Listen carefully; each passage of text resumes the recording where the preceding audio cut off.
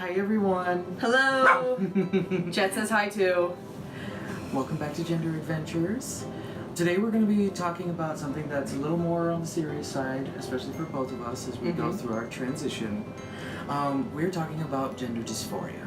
For those of you who don't know, gender dysphoria refers to the general anxiety, uneasiness, and depression that can come with having a body that doesn't exactly fit with your personal gender identity. So I thought that we would just go ahead and kind of ask each other and get each other's experiences about this, because we both, being that you are transitioning from female to male, you are obviously going through many different things than I am going from male to female. So, if you don't mind, what does gender dysphoria mean for you? For me, it's having the occasional, when I look at myself in the mirror, it feels like something's missing. And for the longest time, I kept altering myself to be more and more feminine to try to find that missing piece.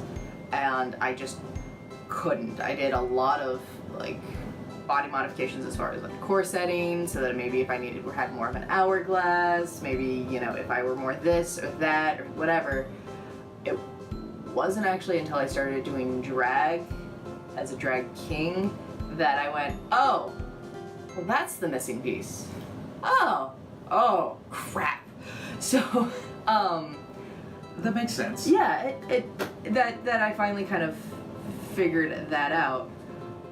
And so for me, it was feeling like something wasn't quite there. Now I am gender fluid, so sometimes I do still feel feminine as well, but that happens far fewer times than when you feel male. Yes, which is why I'm changing my default, so to speak. And then how about you? How has gender dysphoria or how has it manifested as far as how you feel it? Well, for me, looking back on my life, I've been feeling gender dysphoria a lot as a general feeling of unattractiveness, of feeling that I was ugly.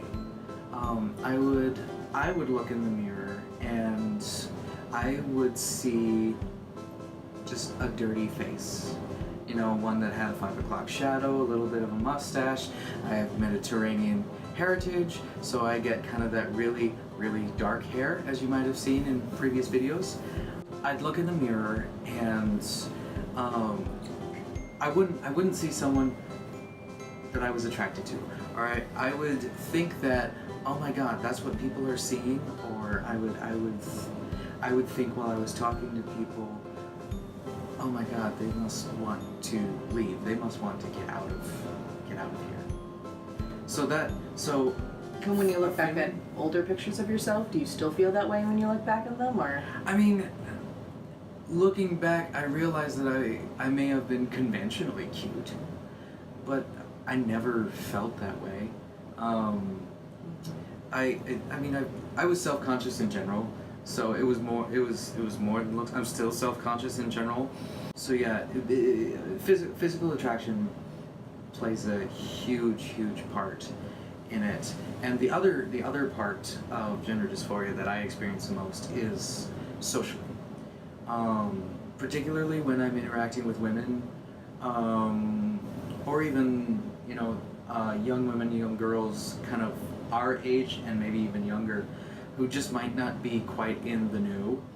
If I'm not presenting as female like I am now, if I'm just wearing jeans, a t-shirt, and a hoodie, then I always get this inner sense that no matter how much of the conversation I keep up with, when they're talking about femininity and what it's like to be a woman in America, or just simple things like outfits and makeup, I feel like just the dumb guy. I feel like that's all they see. It's like, you wouldn't know what this is, it's a girl thing. And that hurts. And you're like, so, I want to know the girl things, because I am one. Or I want to give my input. Or share the knowledge. Exactly. Or what little I've learned. Let's be honest, I'm still learning a lot. So the gender identity or gender dysphoria for me does tend to manifest as more like physical attraction or a sense of dissatisfaction with how I look, and a sense of being a social outcast in the groups that I want to be a part of. How do you feel with your pronouns? And that's always... What do you prefer, what pronouns do you prefer to have? And then how do you kind of feel if people don't know or forget? Well, see, that's a little interesting because, you know, I haven't started HRT yet. Mm-hmm. I have an intake appointment set for November. Mm-hmm. But for now, I have to integrate everything else about being a woman into my life before getting the hormones to actually change it physically. So, strangely enough, the easiest place to integrate it has been at work. That's pretty lucky. So not the case for most transgender people, but the people at my work have been so incredibly sweet. And even on days where I have felt kind of lazy and just wanted to wear jeans, a t-shirt, and a hoodie, like everyone else at work, they have been very kind and called me Lucy, and I've been using she, her, hers pronouns. Those are the pronouns that I prefer. Mm-hmm. Now, because I'm bigender, I identify as female and male at the same time. So there are, in fact, days where, you know, I might just wear masculine clothing, not necessarily for the sake of presenting more male, but just because it's comfortable. Or it's easy, or sometimes it can be useful for a job or something like that, or just nice to have pockets. Depending on where we're going. Nice to have pockets.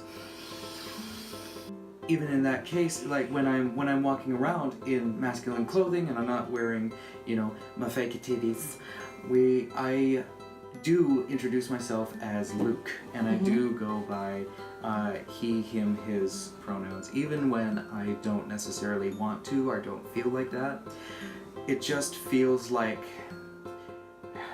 this is a dangerous statement, but it feels like I'm making it easier on the people who are meeting me and who don't know me yet.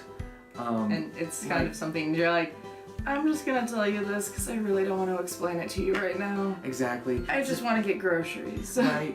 It's a dangerous thought process because like it's like transitioning should never be about the other people. It should always be about you. Now, then you talked about going by Luke occasionally. How do you feel about your birth name versus your given name? Right. So, like I said, at work I've been going by Lucy, and eventually I want to go by Lucy like full time. I want my legal first and middle name are Lucas Hunter. I'd rather they were Lucille Anastasia. Right now, like I said, it's been a little difficult to just suddenly have everyone call me Lucy. You've been very good about it. The people at work have been very good about it. Even and my friends who have known me as Lucas for a very long time have gotten very good at calling me Lucy, especially when I look like this.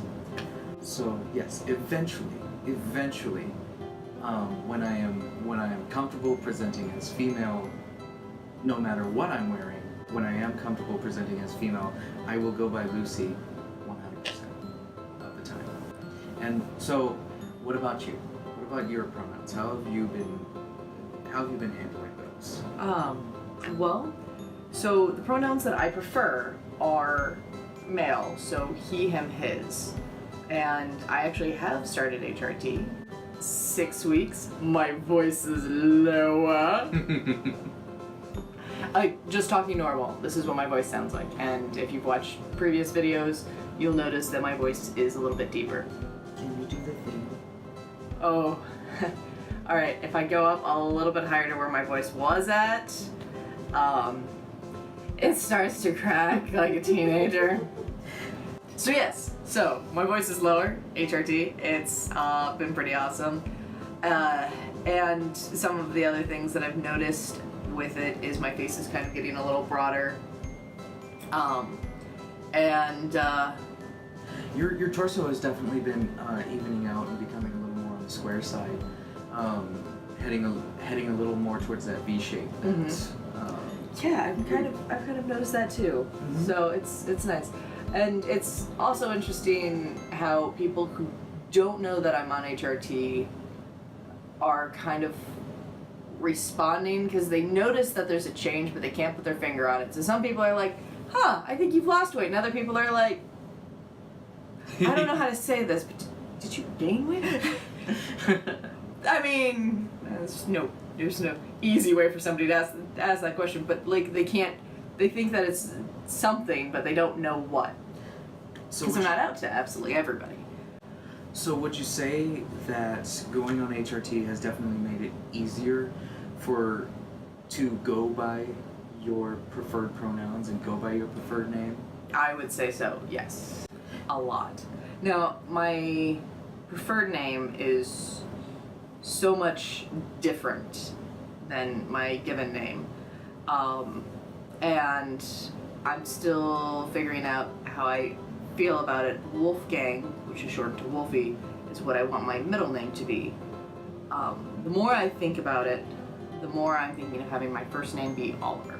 Although I do still feel like Abs fits me as a person, so I'm not going to correct anybody who calls me Abs, but ultimately there's really not a good male version of Abigail at all. And I like Oliver, so why not? And friends call me Wolfie. Mm-hmm. When people kind of mess up my pronouns, I am gender fluid, so I am not really offended by it. Some people do get offended, like some other people who are transitioning. Yeah. What I do is when people get my pronouns right, I'm really freaking happy. I have had a lot of great friends that have asked what pronouns I prefer and as it goes, and I really, really appreciate that, and I appreciate having such great people in my life. But if I do get misgendered because random person doesn't know where I am on my scale of gender fluid that day, I don't get too upset. Now, the moment that a stranger actually gets my gender right and, calls me a sir or gentleman over here or whatever, then it catches you off guard so much. It does, and it makes me really freaking happy. A random stranger has not said that yet, although you've gotten that already, and you haven't even started HRT. So we hope that this video has answered some questions that you may have had about gender dysphoria, or about how we feel about our own pronouns, or just about how to handle pronouns in general. Always ask. Always ask. Always ask. Same thing goes for names. But if you do have ideas, I think we're finally up to a decent amount of subscribers where we can actually ask this. If you have suggestions for things you would like to see us talk about, please feel free to leave them in the comments below. We would love to be able to answer more questions based on what you all want to see. With you guys leaving comments, asking questions, that gives us more things to talk about. We want to do these videos a little bit more frequently, but sometimes we're sitting around going, what do we say? Right, especially with a process that takes literal months, sometimes years. Yeah. I mean, I would like to try to get in front of the camera at least once a month just so we can do kind of progress stuff. Yeah, pretty much. And if you guys want to see that, awesome. Hopefully this has been helpful for you. And please continue to share this with friends, family, just in general, because you never know who's silently has dysphoria or just isn't talking about it, and this could help them. And thank you to everyone else who has already shared this video with their friends who are going through these experiences. It has meant so much to us. Because we know that it's a hard process. Yeah. And we don't want people to feel alone in it. So, thank you very much for watching. Have a wonderful day. Like and subscribe! Bye. like and subscribe. See ya!